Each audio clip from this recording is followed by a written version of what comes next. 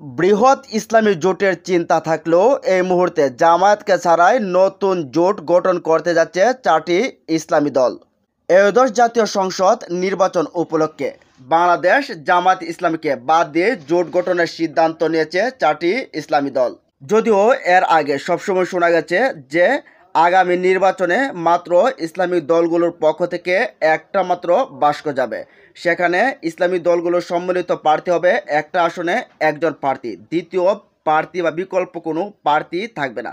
তবে শুক্রবার এই যে আলোচনার হলো সেই টেবিলে সিদ্ধান্ত হলো যে জামায়াতকে ছাড়াই 4টি রাজনৈতিক দলেই কিন্তু ইসলামিক জোট হতে যাচ্ছে। শুক্রবার 25শে জুলাই রাজধানীর পুরানা পল্টনে ইসলামী আন্দোলন বাংলাদেশের কেন্দ্রীয় কার্যালয়ে অনুষ্ঠিতব্য বিশেষ সভায় এর সিদ্ধান্ত নেওয়া হয়।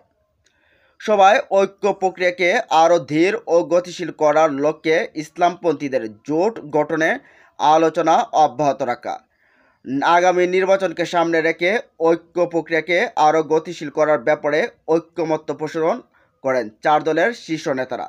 একই সঙ্গে ফ্যাসিবাদীদের বিচার ও মৌলিক সংস্কারের বিষয়ে অঙ্গীকার পুনর্ব্যক্ত করা হয়।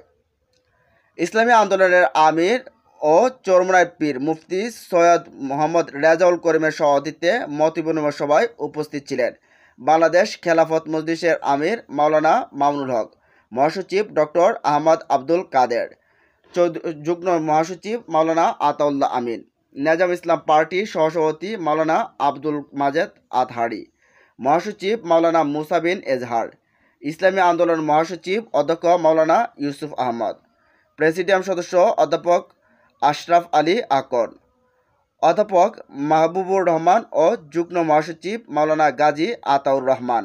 তো প্রিয় দর্শক, আসলে কি 4টি দল জামাত ইসলামীকে ব্যতি রেখে তারা জোট করতে যাচ্ছে, নাকি এই 4টি দল যারা জোট করতে যাচ্ছে আলোচনা আসছে সেটা টোটালি ভুয়া, বা এদেরকে নিয়ে সমন্বয় মিলে আবার একটি ইসলামী মহাজোট গঠন হবে? জানিয়ে দিন কমেন্ট বক্সে।